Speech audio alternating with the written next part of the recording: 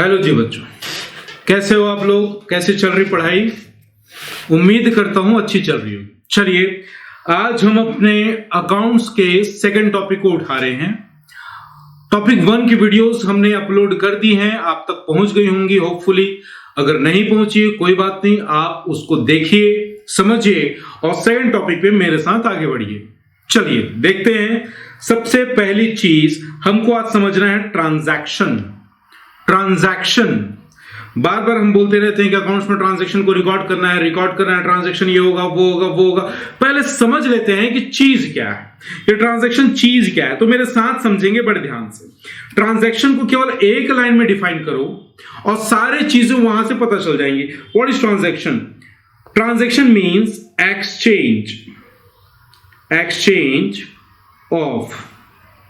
exchange of values for consideration।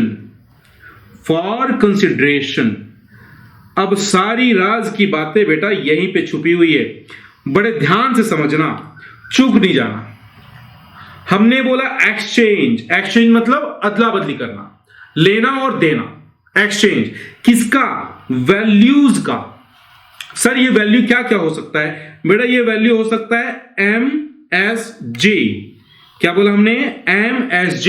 ये हो सकता है मनी, ये हो सकता है सर्विस, ये हो सकता है गुड्स। For consideration. सर ये कंसिडरेशन क्या होता है? बेटा कंसिडरेशन मतलब जब किसी चीज के बदले तुमको कोई चीज मिले तो उसको आप बोलोगे कंसिडरेशन। मतलब बदले में जो मिले वो कहलाएगा कंसिडरेशन। कंसिडरेशन भी हो सकता है MSJ।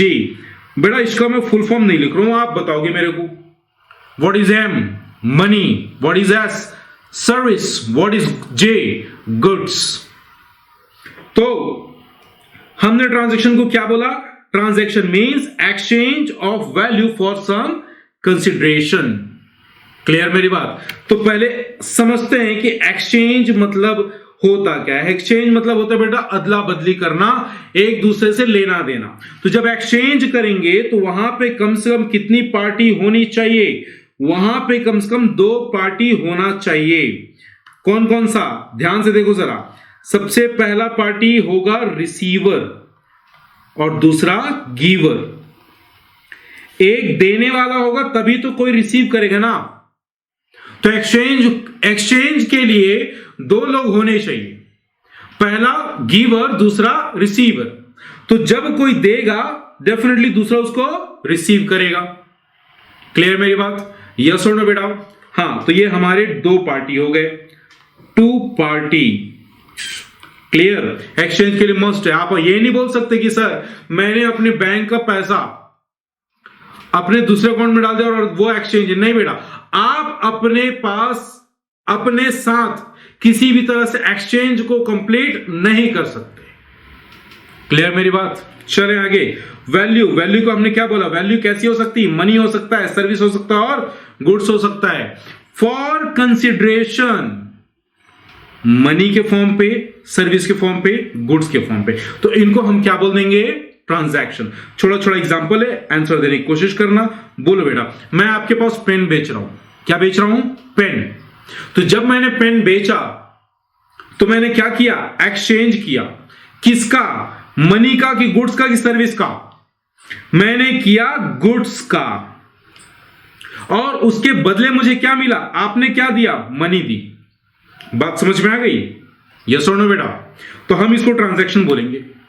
अब मैं बोलता हूं मुझे पैसे चाहिए। क्यों चाहिए? क्योंकि मैंने आपको सामान दिया है, लैपटॉप बेचा है आपके पास। तो मुझे क्या मिला? मुझे मिला मनी और मैंने क्या दिया? गुड्स दिया। अब और सुनो, मैं आपको ट्यूशन प्रोवाइड करता हूं। तो ट्यूशन क्या है? गुड्स है कि मनी है? बेटा ट्यूशन होता है सर्विस, और उसके बदले आप मुझे क्या देते हो? मनी देते हो। क्लियर है मेरी बात? यस और नो? हाँ जी। तो सर्विस के बदले क्या मिल गया? मनी मिल गया। तो इसको कंप्लीटली हम क्या बोलते हैं? ट्रांजैक्शन बोलते हैं। तो ये जो कंसिडरेशन है ये कैसा होना चाहिए? मॉनेटरी होना चाहिए। कोई भी चीज जो आप दे रहे हो वो कैसी होनी चाहिए? मॉनेटरी। मॉनेटरी मतलब any item which can be converted और measured in terms of money. कोई भी ऐसी चीज जिसको पैसे या फिर मनी में कन्वर्ट कर सकते हो, मॉनेटरी कहलाएगा। अब इसका एक ना एडवर्स एग्जांपल लो। मैंने किसी को पैसे दिए, क्या ट्रांजैक्शन है? हाँ है, लेकिन इनकम्प्लीट है बेटा, ध्यान से सुनना एग्जांपल को। मैंने किसी भिखारी को पैसे दिए, किसी पुअर पर्सन को पैसे दिए, उसने मुझे ढेर सारी दुआएं दी, आशीर्वाद दिया। बोलो क्या यह ट्रांजैक्शन है? नहीं है सर। एक्सचेंज तो हुआ है, आपने पैसे दिया और उसने आपको दुआएं दिए, आशीर्वाद दिया है। अब एक छोटा सा सवाल पूछता हूं, कैन यू कन्वर्ट और मेजर्ड दुआएं एंड आशीर्वाद in terms of money? Can you convert it? No. If you can't, that is not transaction. That is not transaction. Clear मेरी बात? क्लियर? चलिए पढ़ते हैं जरा ट्रांजैक्शन क्या है। ट्रांजैक्शन, ठीक, थोड़ी सी कहानी और समझ लेते हैं बेटा। अब ट्रांजैक्शन अगर समझ में आ गया तो एक छोटा सा एग्जांपल और समझ लीजिए, सारी चीजें क्लियर हो जाएंगी। देखेंगे जरा। This is my business circle. ये मेरे बिजनेस का कैंपस है, कंपाउंड है, जो समझना है समझ लो। क्लियर? ठीक। इसमें ढेर सारे डिपार्टमेंट्स हैं, ढेर सारे डिपार्टमेंट्स हैं। ठीक। अच्छा, हम क्या करते हैं? हम इन डिपार्टमेंट्स से भी ट्रांजैक्शन करते हैं। क्लियर? और यहां ट्रांजैक्शन कैसे होते हैं, जरा ध्यान देना। यहां प्रॉफिट अराइज होता है, यहां डेप्रिशिएशन से रिलेटेड ट्रांजैक्शन होते हैं। क्लियर? तो जरा बताओ, ये जो ट्रांजैक्शन हो रहे हैं, ये विद इन द ऑर्गेनाइजेशन है या आउटसाइड द ऑर्गेनाइजेशन है? डेफिनेटली क्या है? Within the organization. तो ऐसे ट्रांजैक्शन कहलाए जाएंगे। कैसे ट्रांजैक्शन? ऐसे ट्रांजैक्शन को हम बोलेंगे इंटरनल ट्रांजैक्शन। कैसे ट्रांजैक्शन? Internal transaction. मतलब वो ट्रांजैक्शन जो विद इन द ऑर्गेनाइजेशन हो जाए, ऐसे ट्रांजैक्शन को हम बोलेंगे इंटरनल ट्रांजैक्शन। क्लियर? और हमारे बिजनेस में गुड्स परचेज किया जाता है तो किससे करते हैं? सप्लायर से। हमने सप्लायर से गुड्स परचेज किया, हमने सेल किया किसको? कस्टमर को। कस्टमर के पास माल बेचा। तो जरा बताओ बेटा, ये सप्लायर और जो कस्टमर है, क्या मेरे बिजनेस ऑर्गेनाइजेशन के अंदर आते हैं या बाहर है? तो ये जो है बाहर है, तो इनको मैं बोलूंगा यहां पे जो ट्रांजैक्शन होगा ये होगा, यहां पे जो ट्रांजैक्शन होगा ये होगा एक्सटर्नल ट्रांजैक्शन। कैसा? External transaction.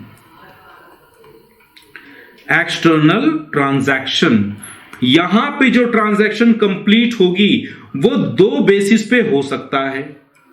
या तो हमने अपने कस्टमर से कैश लिया है, या कस्टमर बोलता है कि हम आपको बाद में कैश देंगे, मतलब वो क्रेडिट में गुड्स परचेज करके ले जाता है। तो फिर से आपके ट्रांजैक्शन की दो कैटेगरी और बन गई, कैश और क्रेडिट। क्लियर मेरी बात? तो ट्रांजैक्शन की मेजरली हमने चार कैटेगरी बना ली।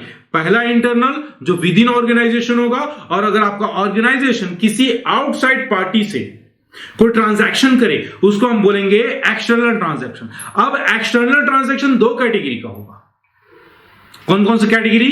कैश या क्रेडिट। कैश मतलब जहां पे पेमेंट कैश में कंप्लीट कर दिया जाए, क्रेडिट जहां पे पेमेंट डेफर कर दिया जाए उसको हम बोलेंगे credit transaction.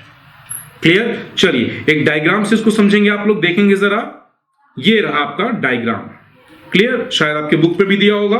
Transaction, relationship with the accounting unit, मतलब आपके ऑर्गेनाइजेशन से जहां पे रिलेशन होगा, इंटरनल ट्रांजैक्शन या एक्सटर्नल। और mode of settlement of values, cash transaction या क्रेडिट ट्रांजैक्शन।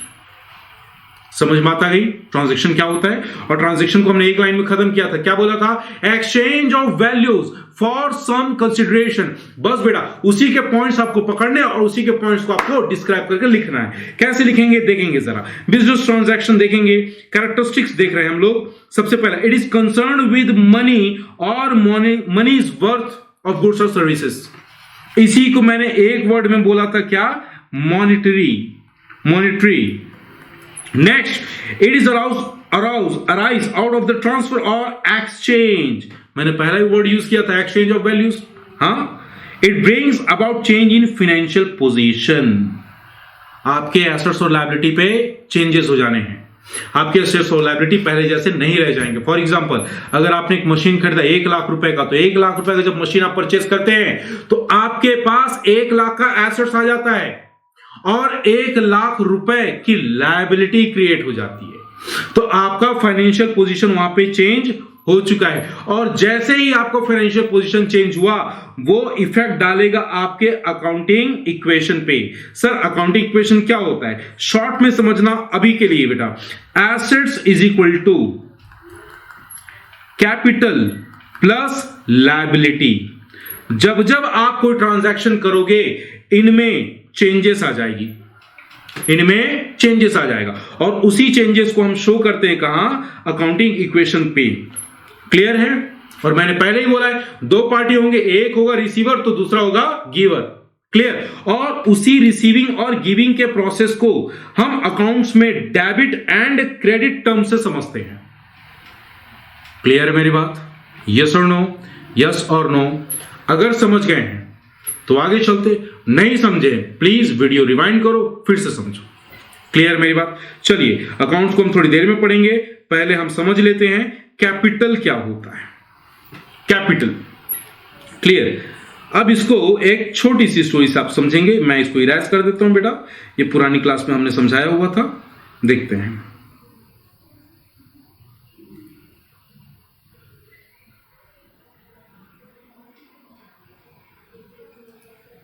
देखेंगे जरा.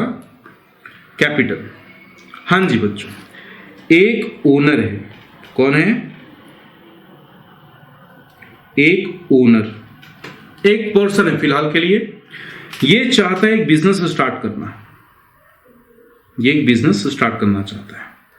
बोलो बेटा, बिजनेस स्टार्ट करने के लिए सबसे जरूरी चीज क्या है? मनी. क्लियर? तो इसके पास ढेर सारे पैसे. ये अपने पैसे को बिजनेस में लगाता है, इन्वेस्ट करता है. तो ये बन गया इन्वेस्टर. से यस, ये क्या बन गया? इन्वेस्टर. इसने सपोज 5 लाख रुपीस अपने बिजनेस में इन्वेस्ट किए. क्लियर? तो जैसे इन्वेस्ट किए तो बिजनेस इस इन्वेस्टमेंट के अमाउंट को, ये जो बिजनेस है, ये इस अमाउंट को बोलेगा क्या? कैपिटल. क्या बोलेगा? कैपिटल. क्लियर? अच्छा, इसके बीच में छोटी सी बात और समझ लो बेटा. ये जो ओनर है ना, ये जो ओनर है, ये जो बिजनेस है, इसके बीच में छोटा सा पर्दा है, वेल है. दोनों में डिफरेंस है. अकाउंटिंग जब भी करो, कभी भी ये मत समझना कि owner is the business. No, owner और बिजनेस दोनों अलग हैं. ये बात कहां से बोल रहे हैं? हम बोल रहे हैं बिजनेस एंटिटी कॉन्सेप्ट से. Business entity concept. Business entity concept क्या बोलता है? बिजनेस के एंटिटी कॉन्सेप्ट बोलता है कि ओनर और बिजनेस बोथ आर सेपरेट. अभी लॉजिक बताऊंगा, थोड़ी देर समझना. पहले तो कैपिटल पे फोकस करो. हमने बोला कि ओनर ने जो पैसा इन्वेस्ट किया वो बिजनेस का क्या बन गया? कैपिटल बन गया. बिजनेस का क्या बन गया? कैपिटल बन गया. क्लियर? और बार बार बोल रहा हूं, दोनों क्या है? अलग है कि एक है? दोनों के दोनों सेपरेट है. Both are separate. सर ऐसा क्यों है? भाई इसी ओनर का पैसा यहां पे लगा हुआ है और आप बोलते हो कि दोनों अलग अलग हैं. तो मेरे बच्चे, अब बड़ी ध्यान से मेरी बात को समझना. देखो, बिजनेस के खर्चे क्या होंगे? हम बिजनेस में रेंट पे करेंगे, इलेक्ट्रिसिटी पे करेंगे, गुड्स परचेस करेंगे, ये सारे एक्सपेंसेस होंगे. बिजनेस की इनकम क्या होगी? बिजनेस से सेल किया, बिजनेस ने सर्विस प्रोवाइड किया, वो उसकी इनकम हो गई. अच्छा, ओनर के क्या क्या एक्सपेंसेस होंगे? ओनर अपने घर का राशन लाएगा, वाइफ के लिए ज्वेलरी लाएगा, अपने बच्चों को पिकनिक ले जाएगा, बच्चों की ट्यूशन फीस जमा करेगा, बच्चों की स्कूल फीस जमा करेगा. अब आप मुझे बताओ, अगर मैं इस बिजनेस का प्रॉफिट लॉस कैलकुलेट करना चाहता हूं तो क्या ओनर के पर्सनल एक्सपेंस यहां पे मुझे चार्ज करने चाहिए? अगर हां, और अगर मैंने चार्ज कर दिया तो क्या बिजनेस का कभी भी रियल प्रॉफिट आप कैलकुलेट कर पाओगे? नहीं कर पाओगे। तो हमने क्या बोला कि ओनर भाई साहब आप अलग रहिए अपने खुद के बिजनेस से। समझ में आ गई बात? फॉर अकाउंटिंग पर्पस आप अपने बिजनेस से अलग रहिए। तो इसने ये क्या चीज बन जाती है? Business entity concept. क्लियर बेटा? अच्छा, मैं बार बार ओनर बोल रहा हूं, बट अकॉर्डिंग टू बिजनेस इसका नाम चेंज भी हो सकता है। फॉर एग्जाम्पल ये सोलो प्रोप्राइटरशिप है, जहां वो अकेले बिजनेस करता है तो हम उसको ओनर ही बोलेंगे, अभी तक जैसा बोलते आ रहे थे। मान लो वो किसी पार्टनरशिप फर्म में किसी के साथ बिजनेस चला रहा है, तो इस ओनर का नाम हो जाएगा क्या? पार्टनर। मान लो ये किसी कंपनी में पैसे इन्वेस्ट करता है, वहां के शेयर्स परचेज करता है, तो इसी का नाम हो जाएगा शेयर होल्डर। आप मेरी बात समझ रहे हैं बेटा? According to the nature of the business, the name of the investor or the owner will be changed. Maybe owner, it may be partner, it may be shareholder. Ultimately, he is a owner. He is a owner. Getting a point? चलिए, तो simple सा एक line में खत्म करते हैं। What is capital?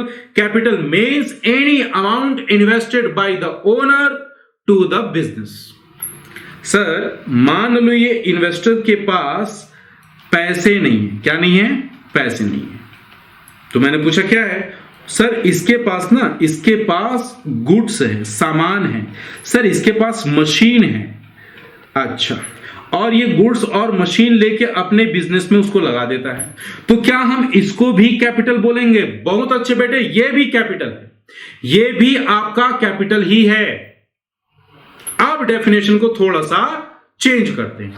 Anything which is invested by the owner to the business is capital.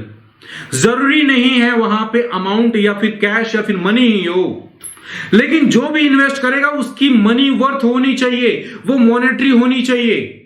जो भी वो इन्वेस्ट करता है तो उस इन्वेस्टमेंट को ही हम बिजनेस के पॉइंट ऑफ व्यू से क्या बोलेंगे? कैपिटल बोलेंगे। क्या सारे कॉन्सेप्ट क्लियर है बेटा? क्लियर है? बहुत अच्छी बात है। चलिए आगे चलते हैं, देखते हैं जरा। ये सारा लैंग्वेज बस वही लिखा है, आप इसका स्क्रीन को पॉज करके एक बार देख लीजिएगा, रीड कर लीजिएगा। क्लियर है? हम वीडियोस को जल्दी शॉर्ट में बनाना चाह रहे हैं, दैट इज वाई मैं ये काम आपके ऊपर छोड़ रहा हूं। इसको आप बस एक बार रीड कर लीजिएगा स्क्रीन से। चलिए जी, अब आते हैं अगले टर्म ड्रॉइंग पे। हाँ जी, बोलो बेटा, हमारा जो ओनर था वो रिच पर्सन था कि पुअर था?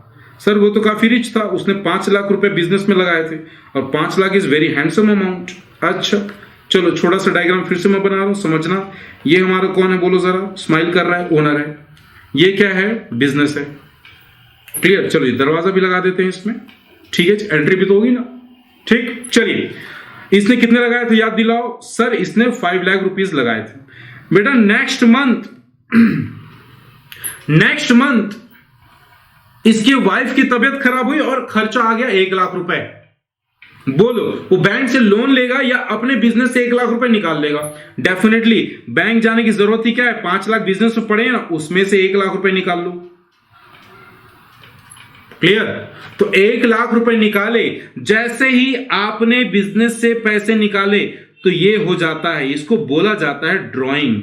लेकिन बिजनेस से जो पैसे निकालोगे वो 1 लाख पर्सनल पर्पस के लिए होना चाहिए, पर्सनल पर्पस के लिए होना चाहिए। बात समझ में आ रही है? अरे बाबा बिजनेस के पर्पस के लिए निकालेगा तो उसको तो एक्सपेंस बोलेंगे ना। से यस, आप अपने पर्सनल पर्पस के लिए अगर अमाउंट निकालते हो तो हम उसको क्या बोलते हैं? Drawing. That is called drawing. एक और मजे की बात सुनो, ये ओनर ने ये जो बिजनेस एंटिटी कॉन्सेप्ट है ना, इसको ज्यादा सीरियसली ले लिया। ये क्या बोलता है कि साहब जब बिजनेस और ओनर दोनों अलग हैं, बिजनेस और ओनर दोनों अलग हैं, तो मेरे द्वारा किए गए इन्वेस्टमेंट में मुझे इंटरेस्ट मिलना चाहिए। हाँ कि ना बेटा? आप बताओ ना, मिलना चाहिए कि नहीं मिलना चाहिए? डेफिनेटली मिलना चाहिए। तो हम इसको बोलेंगे इंटरेस्ट ऑन कैपिटल। इसको बोलेंगे इंटरेस्ट ऑन कैपिटल। अब छोटा सा सवाल का आंसर दो, ये जो इंटरेस्ट ऑन कैपिटल का अमाउंट है, इंटरेस्ट ऑन कैपिटल का अमाउंट है, ये बिजनेस के लिए एक्सपेंस है कि इनकम है? ये बिजनेस के लिए एक्सपेंस है। क्यों? क्योंकि business is going to pay the owner, business is going to pay the owner, that is why it is a expense. और ये इस भाई साहब के लिए क्या है बेटा? इनकम है, because he is going to receive it. है ना? बड़ा अजीब है ना? आपने अपने बिजनेस में पैसा लगाया और उस पैसे में आपको क्या मिल रहा है? इंटरेस्ट मिल रहा है। ठीक, चलिए, है ना होशियार आपका ओनर? बिल्कुल होशियार है मेरे बच्चे, बिजनेस डेढ़ होशियार है। तुम शेर, हम बब्बर शेर।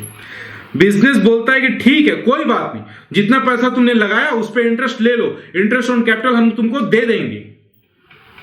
लेकिन बेटा जब जब तुम ड्राइंग करोगे ना, तो तुमको इस ड्राइंग पे इंटरेस्ट पे करना होगा, और इसी इंटरेस्ट को इंटरेस्ट ऑन ड्राइंग बोला जाएगा। अब ये ओनर बोलता है ये क्या बात हो गई, मैंने अपना पैसा निकाला, मुझे इंटरेस्ट पे करना पड़ रहा है। तो भाई साहब, जब इंटरेस्ट मिलने की बारी थी, यू वर स्माइलिंग, तो जब पे करने की बात आ रही तो क्यों पीछे हट रहे हो? बात समझ में आ रही बेटा? क्या हमको कॉन्सेप्ट समझ में आ रहे हैं? चलिए थोड़ा और आगे चले बेटा। हमने सीख लिया क्या? Drawings clear. चलिए देखते हैं, ये स्क्रीन पे है, पॉज करके आप जरूर रीड करना एक बार। चलिए मैं आपके साथ रीड करता हूं। It is the amount withdrawn और goods taken by the proprietor. बड़ी मजे की बात है, केवल पैसे का निकालना ही ड्राइंग नहीं कहलाएगा। फॉर एग्जाम्पल, उसका गारमेंट का शॉप है, वो किसी पार्टी में जाने वाला, उसको नए कपड़े की जरूरत हो, तो क्या अपने शॉप को छोड़ के दूसरे के शॉप में जाएगा क्या? बिल्कुल नहीं। अपने शॉप में जाता है, अपने लिए, बीवी के लिए, बच्चे के लिए कपड़े निकाल लेता है। That is also treated as a drawing. कोई भी चीज अपने बिजनेस से, अपने पर्सनल पर्पस के लिए अगर निकालते हो तो क्या कहलाएगा? ड्राइंग कहलाएगा। क्लियर? देखो जरा, यहां पे पर्सनल यूज लिखा हुआ है। Goods so taken by the proprietor और partner are valued at purchase cost. अब इसको ऐसे समझो, देखो उस बंदे ने 2 जीन्स वहां से निकाले। किसने? ओनर ने अपने बिजनेस से 2 जीन्स निकाले। बिजनेस किसका था? गारमेंट का था।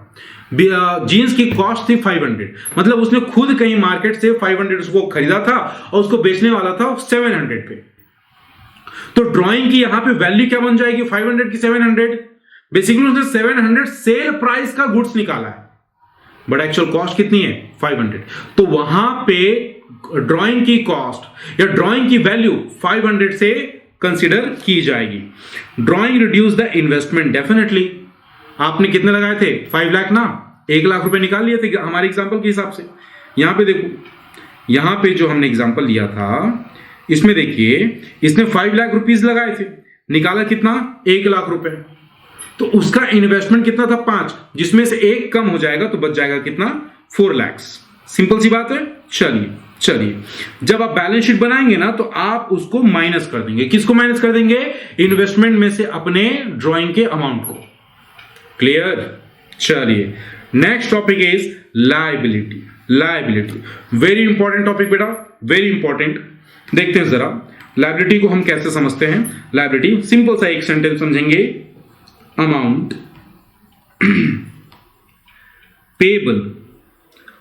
Payable by business. बस बेटा, बस ये सेंटेंस आपने समझ लिया, सीख लिया, लायबिलिटी पूरा clear.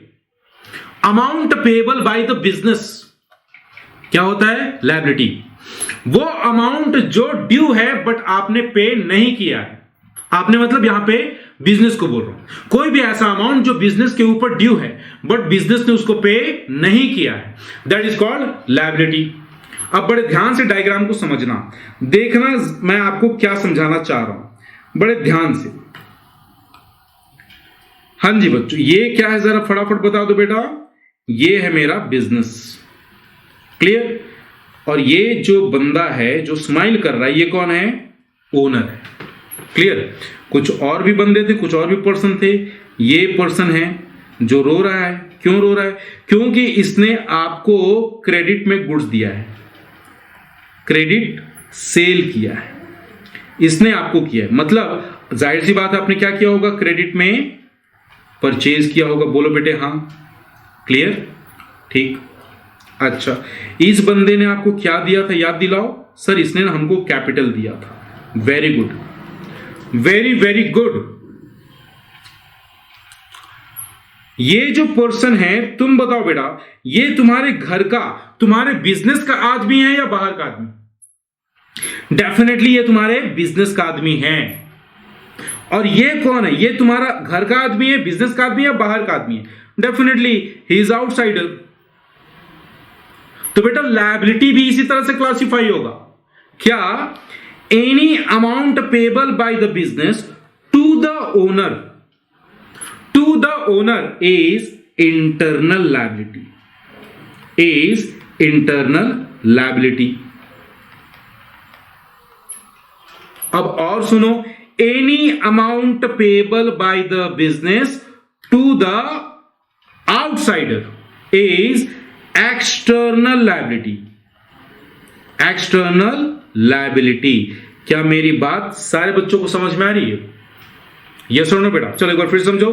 First of all, what is liability? Amount payable by the business is a liability. What is internal liability? Amount payable by the business to the owner is internal liability. Amount payable by the business to the outsider is external liability.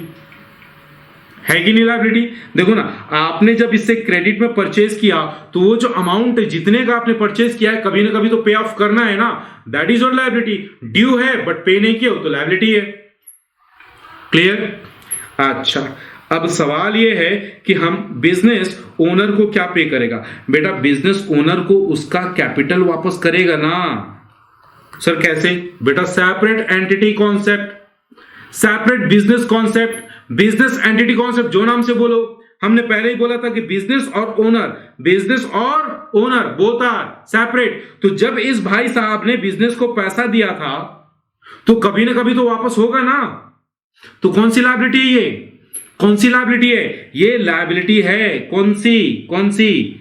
Internal liability है। और यहां पे जो पे of करने वाला है business, ये कौन सी लायबिलिटी है? External liability. सिंपल सी बात। चलो थोड़ा और क्लासिफिकेशन करते हैं, समझते हैं। अच्छा, हमने डिसाइड कर लिया कि कोई भी अमाउंट जो पेबल है वो क्या कहलाती है? लायबिलिटी कहलाती है। एक छोटा सा सवाल मन में आता है कि सर पे करना है ना, कंफर्म आपको पे करना है, जो ड्यू हो गया है उसको आपको पे करना है। तो पे करने का टाइम लिमिट क्या है? पे करने का टाइम लिमिट क्या है? क्लियर? कुछ लायबिलिटीज ऐसी होती हैं बेटा जिसको हम 12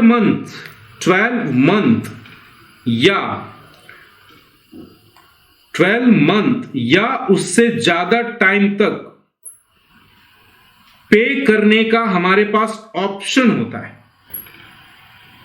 कोई ऐसी लायबिलिटी जो हमारे पास 12 मंथ से ज्यादा दिन के बाद पे करने का ऑप्शन है, तो हम उसको बोलेंगे नॉन करेंट लायबिलिटी।